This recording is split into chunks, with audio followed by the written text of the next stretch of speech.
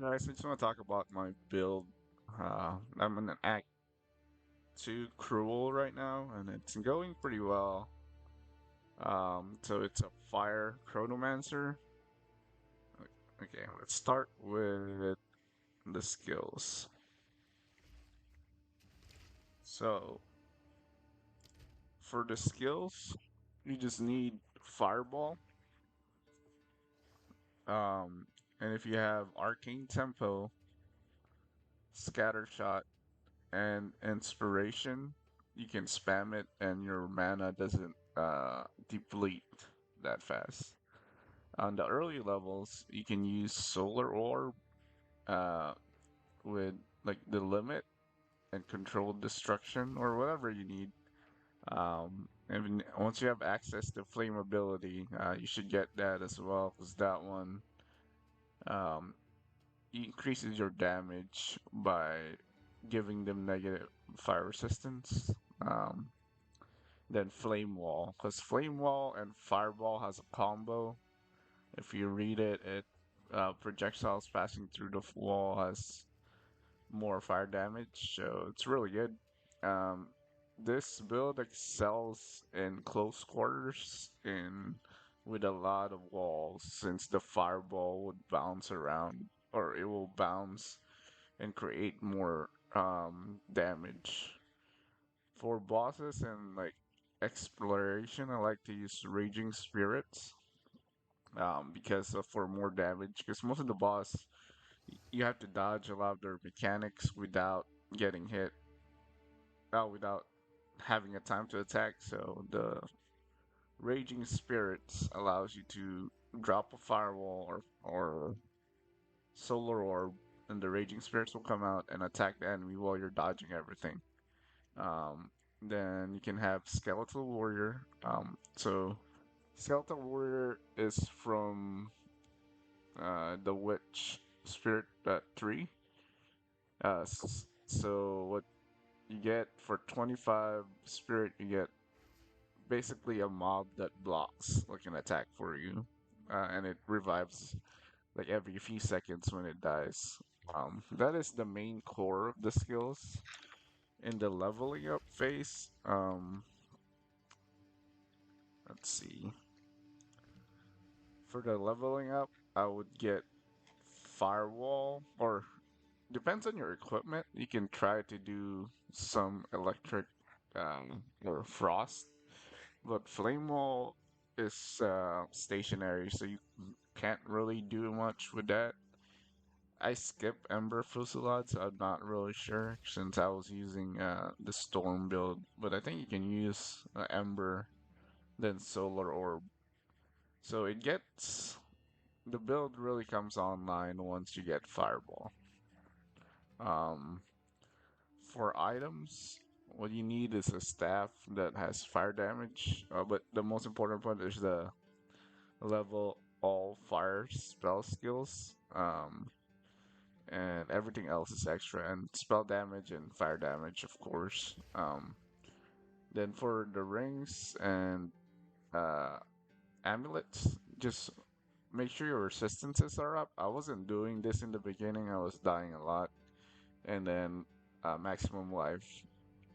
For the items, it's the build calls for my build. It calls for strength and intelligence. So your armor is gonna be really high because you don't want to get one hit, and just try to maintain that uh, as best that you can. And first 3 acts without cruel difficulty, you can get by without the, getting any resistances, which is what I did. And I would just switch out the rings depending on the boss that I have fighting. But having a well balanced, this is not well balanced. Resistances would help a lot. Uh, Now let's talk about the passive. So for the passive skill tree, in the beginning you just follow this path. First spell damage and go up here and do more fire damage, chance to ignite, and then you branch out to here. So because you want to penetrate the fire resistance. Because basically, there's a lot of bosses that has fire resist. Because all the I don't really know their stat, but I can see that they're doing a fire attack. So I'm assuming it's fire resistance. So and then you go up, up. Hopefully you find a good gem. I never found a gem yet.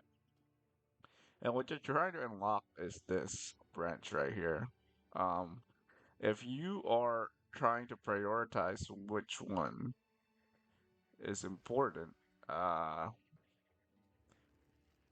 I think the one that penetrates fire resistance is more important. And then just finish that up. And then I branched out to here to get the intelligence plus 25. That's the only reason why I have that node right there. And then after that, um, I went side to here to get this node to increase the life regeneration. So uh, this node starts making you tanky. So if you want that tankier in the beginning, I would do this. And for the first ascendancy, I grab uh, temporal rift. So temporal rift, what it does is every 6 seconds. Well, there's a shadow that follows you around. Then every 6 seconds, this is the cooldown. You can press it and you go back to the state of your last the 4 seconds or 6 seconds that your shadow's at, and it goes back to the same health, shield, and mana. So you can use it offensively by casting all your spells and dumping all your mana and then going back. But I use it for survivability for the most part because I can't really dodge that well.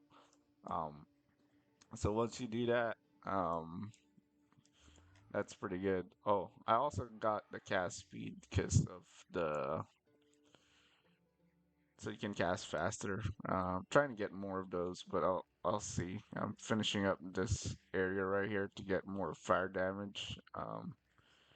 So this is on this path. I don't believe I don't know if what class is this, but um so the next ascendancy, I tried to use um the time freeze.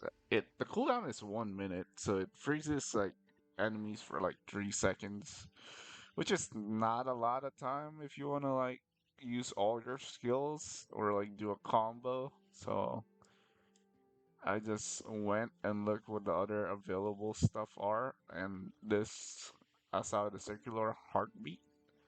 So what recoup does is every damage that you take, it recovers your life that you took from that over 8 seconds. So what it means, like, if I took 50% of damage using whatever, like the boss attack, and then I time temporal rift back, I gain all the health. Then I also gain all the regeneration, life regeneration from this. So basically, it makes you so tanky. As long as you don't get one hit or two couple of hits, because it just keeps healing you. Right now, I don't have any problems on like stocking up on potions unless there's like so many mobs or there's no time in between that I can't really like heal up.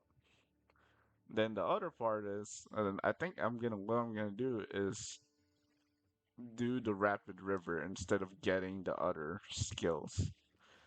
So what the rapid river does, it those 8 seconds becomes 4 seconds. So effectively, all the recoup uh, skills does twice as better.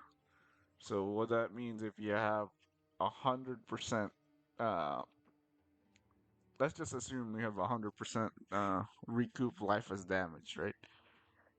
For if you get hit 50%, you're heal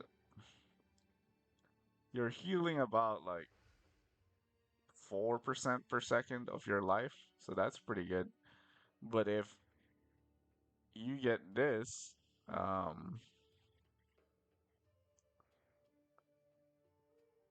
that will become 8. So will become twice as good. And I think that will make me more tanky. But I'm still working on trying to get the third ascendancy up. So I'm just finishing the maps right now. So for Act 1, 2, and 3, and even Cruel 1 and 2, this build has been working so far. For stat priority, yeah, as I said, resistances. I also like the movement speed on boots because it really takes time to travel around. So movement speed and boots, and what the best items that you can get. So if you watch all my other videos, I've used this to kill probably all the bosses so far. I'm gonna post the other cruel bosses. If you guys want to see a build guide instead of just a video, let me know in the comments, then I'll make one. But if not, just please follow the video. And if you like this playstyle, it's really fun because I'm not really good at dodging. And the fireball mob clearing capacity is really satisfying too. So, yeah, just the weakness is when they move pretty fast, most of your damage from your fireball is kind of lacking, and you have to aim with your fireball while dodging everything. So that is the only weakness of this build, and bosses that can one hit you if you don't have the resistances. But pretty much, this will give you more time to practice when you're like fighting the boss, and you're just like dying all the time, right? Which I do, and then once you figure out their mechanics and you get more damage, you'll be able to beat it. It's pretty fun, I would say. So yeah, thanks for watching.